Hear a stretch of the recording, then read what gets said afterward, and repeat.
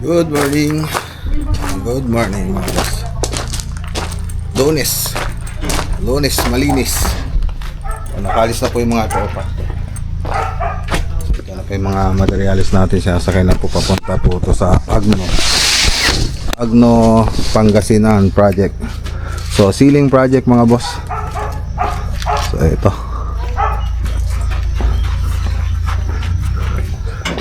So sasakay na lang po yan. Tapos biyahe na po. Biyahe na po sila. Mauna na po sila Ricky. Mauna na po sila Ricky. Tapos tayo sunod na lang po tayo. So may pupuntahan pa po kasi tayo. Tapos mamaya ay contract signing po natin para dito sa susunod na project sa Camartinisan, Mahintok Tarlac. So ayan. So alis muna tayo. So ibang tropa wala pa. Parating pa lang po sila. Okay, so ayan, nakakarga na. So mauna na sila Ricky Boy na pumunta sa Agno. Sunod po tayo. Gilid daw.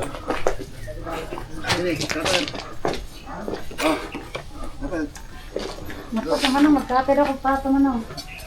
Ha? Mag-ihaw mo ng pato. Patutin? Patong pinaupo. Hindi kayo dumating kagabi, nagpato sana tayo. Nag-live ban pa kami nung kwan. Oo nga. Wala kayo eh.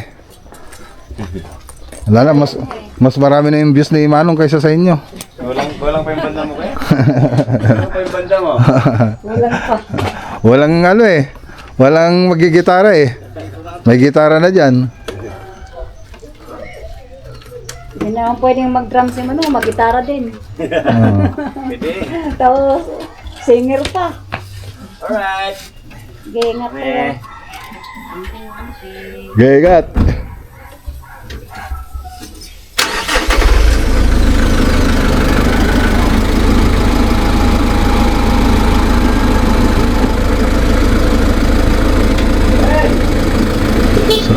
Sunod na lang tayo mga boss.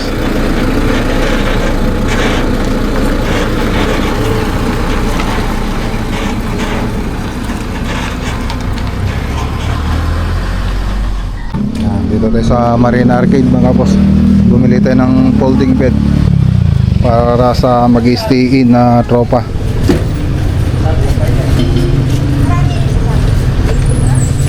So apat po yan, meron pang isa.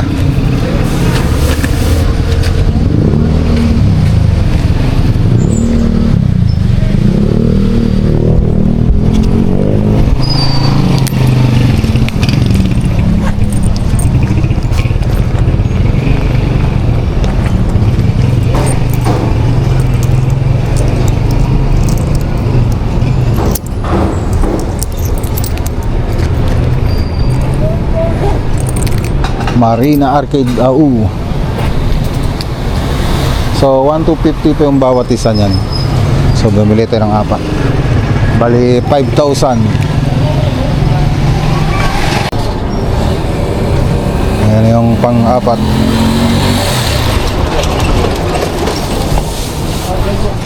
Okay, thank you.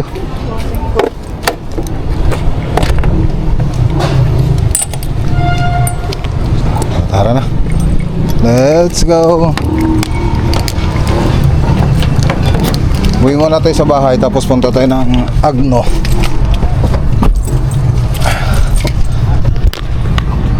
Okay, dito na tayo sa bahay.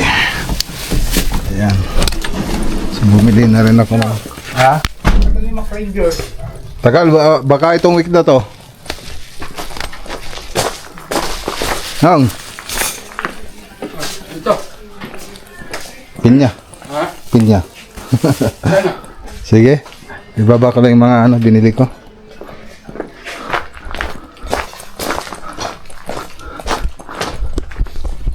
Hindi na tayo makakapunta ng Anda mga boss. Hindi na tayo makakapunta ng Anda dahil nag-change schedule yung contract signing. So mamayang hapon na lang daw yung contract signing dito sa Camartinisan. So alanganin naman na kung pupunta tayo pa ng Anda tapos babalik tayo rito. Alanganin na. So yung biyahe pa lang sa Anda 3 hours na, mag-alauna na. Mag-alauna na ngayon. So pagpunta natin doon, alas 3 na kaagad. Wala na.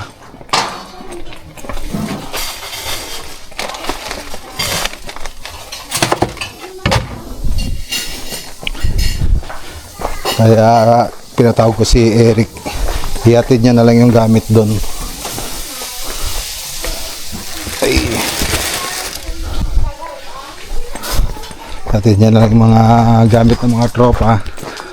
Tapos, ayun, uwi na lang siya. Tayo naman, hintayin natin yung alas 4. At punta tayo doon sa site para sa contract signing. So bukas na po tayo, no? Pupunta ng Agno, Pangasinan para ituro yung mga gagawin doon. So binilin ko na rin si Ricky, naunahin muna nila yung mga kwarto. So kasi karaniwang cob design lang naman yung gagawin doon. So yun muna yung gagawin nila. Tapos bukas punta po tayo doon. Okay, so ayan, dito tayo sa Camartinisan.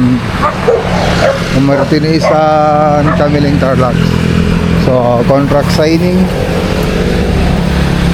So groundbreaking natin dito ay sa July 8. So ito yung lakad natin, kaya dito natuloy ng Agno. Pero bukas pupunta po tayo. Tapusin lang natin yung lakad natin ngayon. Ampay na yan, architect? Ampay? Buwan, ito to yun. Ito na. Kasama natin si architect Ian. Si Pare Roland sa Kalibadi na uli. Ngayon dala na natin sa Architect Oliver. Pinamahan na po ng kontrata. Contract signing. So tuloy na po yung groundbreaking natin sa 8. Estimadan ko po yung mga abay na. Hindi siya larutan.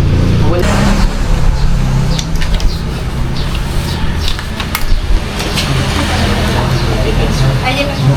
Ha? Yung mga batok din.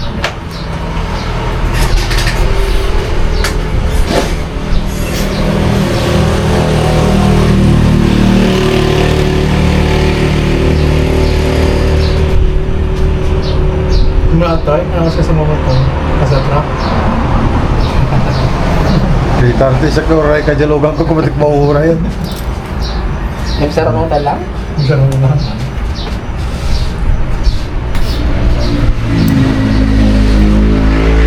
Kasi ito malaki niyo, ma'am.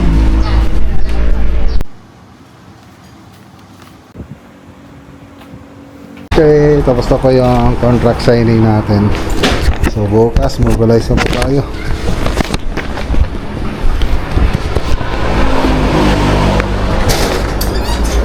Ayun, Uy, may chocolate. Sana all.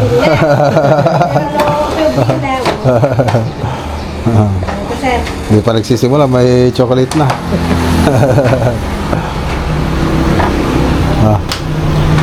Ayan. May isa kayo na. Nih. Oh, ngalah ka yun. Tare. Dito. Oh. Saan ka pa? Oh. Ayun, host. Oh. Thank you, ma'am. Thank you, madam. Tubigat lang langanan. Thank you. Oh, ayan. Okay. Ayan. Tara na. Okay, good morning. Good morning ulit mga boss.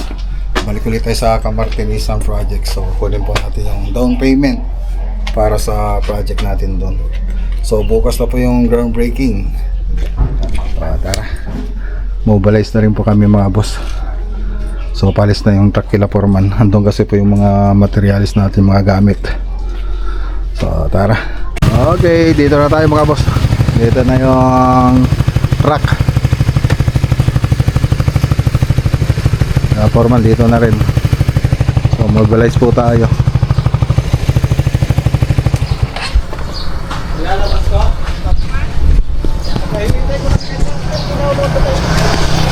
Good morning po sir. Sige po.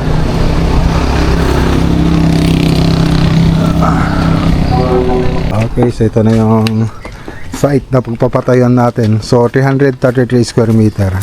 3 bedrooms to 2-story house.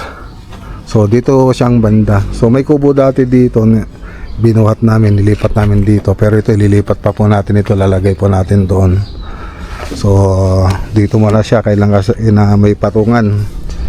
So yung patungan ng poste, yun po isang gagawin natin dyan. So lahat yan matatanggal. So yung ibang puno natanggal na po natin, nilagay po natin sa likod.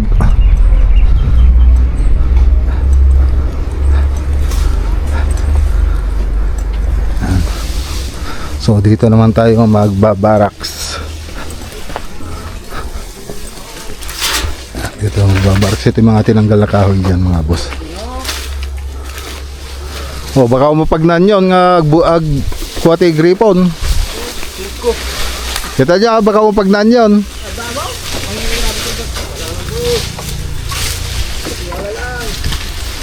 Nalaya di inadoro tayo pare. O pare.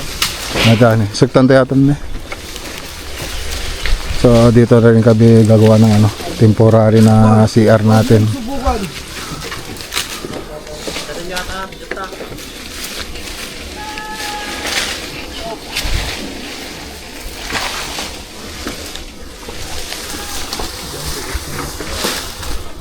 Okay, TJ Sangon. Okay, so tara. Kasha yung truck. Tignan mo yung pag-orderan natin kung kasi yung truck nila. Ay bag ko hindi kasya rito, doon nadadaan yun sa kabila, kaya lang iwan ko lang kung magpapadaan sila. Yan ang problema natin, kung wala, mano-mano. So, tara mga boss, uwi muna tayo. Bibili na may ibang materials dito, tapos bukas groundbreaking.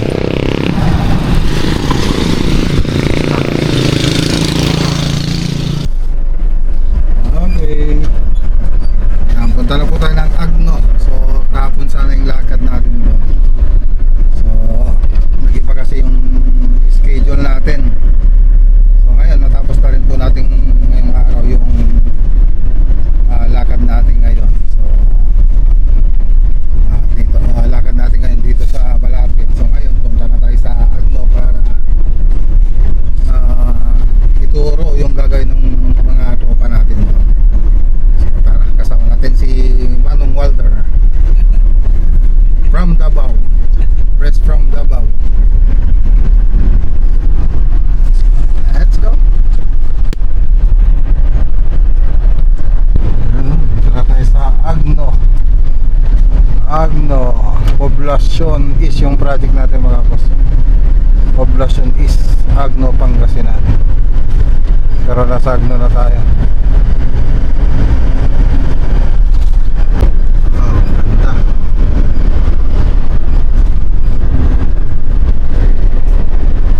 Pinagita yung tubig.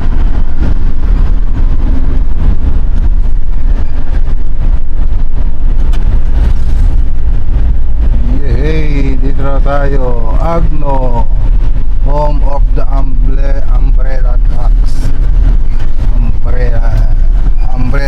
Umbrella truck. Ay, rock pala.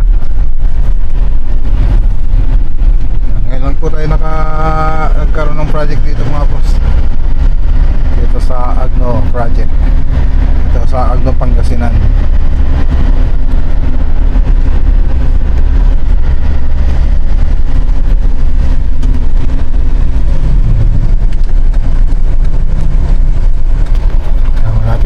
Malapit po dito sa Agno Public Market.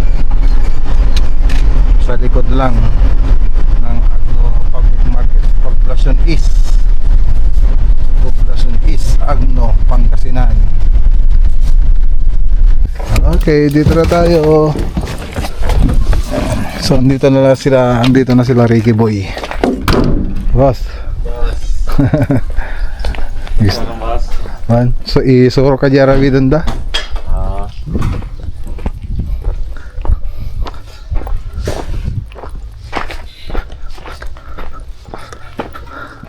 Ito pa yung bahay, ang ganda. Modern.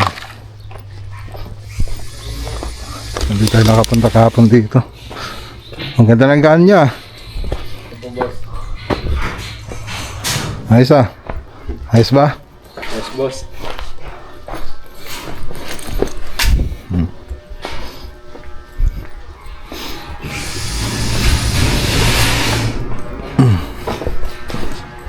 Pinauna ko yung mga kwarto. Uy, Yung closet nila, hindi mo sinabi? wala to kayo. Tinanong ko eh. Wala. Saka para mag-spisa na ako kaso Wala na. wala daw ata. Maliit daw yung space nila. Okay.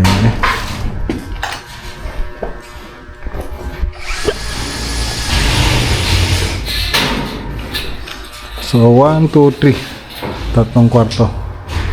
O, babanat na yung mga dating labor ah. Ngayon, installer na. Magaling na.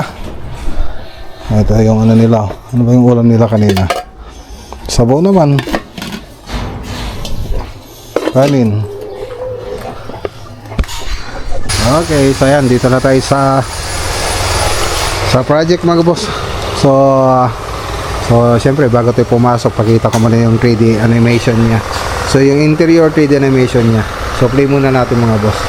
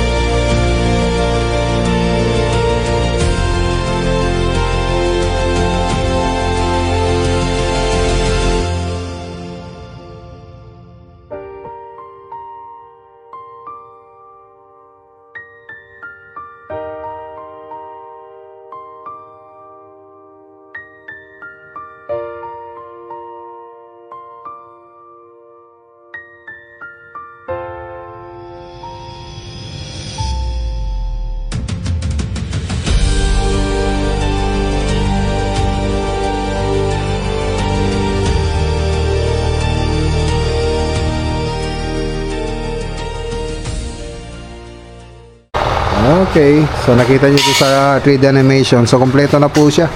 So meron na siyang tiles, pintura, mga ilaw, mga wall accent, TV console, tsaka modular kitchen cabinet, tsaka center island. So pero yung project muna natin dito ay ceiling. So kahit ganon, kahit ceiling na yung project natin, pinakita na po natin interior 3D animation niya para makita na po nila kung anong itsura niya pag natapos. So dito paliwanag ko lang mga boss, combination lang po siya ng gypsum board tsaka PVC ceiling panel. Siyempre may aluminum profile din po dyan na nakalagay. So aluminum profile tsaka pin light. So dito gumawa rin tayo ng false beam dito para separation ng living room tsaka dining. So dito kasi yung dining. So ganun din, combination po siya ng aluminum profile, tapos naka-cove design po siya, tapos gypsum board tsaka PVC ceiling panel. So may wall accent din po tayong nilagay dyan. Tapos dito yung TV console. So malaki po yung TV console na nilagay natin dito. Tapos dito gumawa rin tayo dito sa may between ng ng dining tsaka kitchen. So meron dito yung nilagay na accent dito na PVC floated panel. Tapos may mga aluminum profile din po siya na nakalagay na with LED. So yun yung ginawa natin dyan. Tapos flat na po siya rito. Ganun po yung ginawa natin. So flat ceiling, tapos modular kitchen cabinet. Siyempre may center island. So yun po yung nilagay natin. Tapos andito po yung ref tsaka pantry. So ganun lang ka simple yung ginawa natin. So ang ano lang po dito, wala pa tayong flooring. So medyo mahirap magtrabaho, pero okay lang. So sanay na yung mga tropa natin. Yung iba nga nagkikisamin na tayo, wala pa yung bubong, nagpe-framing na tayo. So mas maganda na to, may bubong. Tapos pwede na tayo mag-framing. Kaya mas maganda yung ganito kaysa yung walang bubong tapos magpe-framing tayo. Mas pipiliin ko ng ganitong walang flooring kaysa yung walang bubong. Kasi mabasa yung mga materials natin. So yung mga materials natin, mga ano naman yan, quality. GMAX yung tatak ng metal frame natin dito. So dito sa may CR, so ito pa yung CR kasi. So flat ceiling na lang po dito. Tapos dito, naka-cove design yung karaniwang ginagawa natin sa mga kwarto. Cove design. So room 1. Tapos ito yung room 2. Yan, so naka-cove design din po yan. So nagpe-framing na rin po kami rito. Tapos dito naman sa master bedroom naka-cove design din. Okay, so siyempre dito sa CR niya ay flat ceiling na lang. Tapos yung cornice na napili nila dito na po pupunta dito sa site ay yung rose. So ipapabricate pa po yun. So tamang tama po yun pag nakapagmasilya na po tayo, pwede na tayong mag deliver ng cornisa. So ang gagawin kasi natin yan, ma-framing, tapos pagkatapos natin mag-framing, magtatakip po tayo. So pag nakapagtakip na tayo, mamasilyan po natin lahat yan. So dalawang beses tayo magmamasilya. So syempre lalagyan pa rin natin ng mga fiber tape or mist tape lahat ng dugtungan niya. So ganun po yung gagawin natin dyan. Tapos dito, so dito flat ceiling na lang dito, kaya lang naka PVC ceiling panel. Tapos dito naman sa may garahe, single drop, yung drop niya ay gypsum board tapos PVC ceiling panel yung ilalagay natin dyan. Tapos meron pa pala dito sa likod. So dito sa likod ay flat ceiling na lang po to, pero gypsum board sa may dirty kitchen. So matataas po yung ceiling niya. So nasa halos 375 yata yung ceiling height nito, o 380 ganun. 380. So mataas. So sinagad-sagad na namin yung ceiling nito pati dun sa mga kwarto para presko. So yun lang. So gawa naman tayo ng FB reels natin. 4:25 na. 4:25.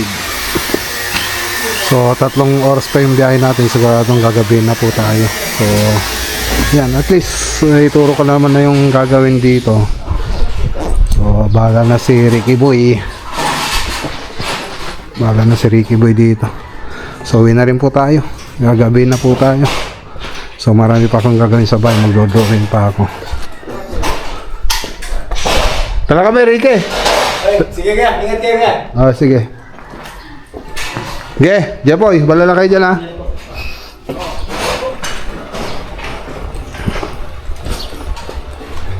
Sige. Nang, tara na. Tara na. Pakisabi nilang kayo, sir. Sige. Ingat boss. Sige.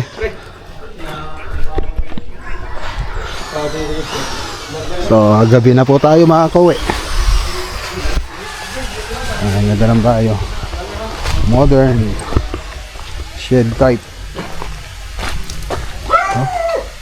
Ayos. Let's go.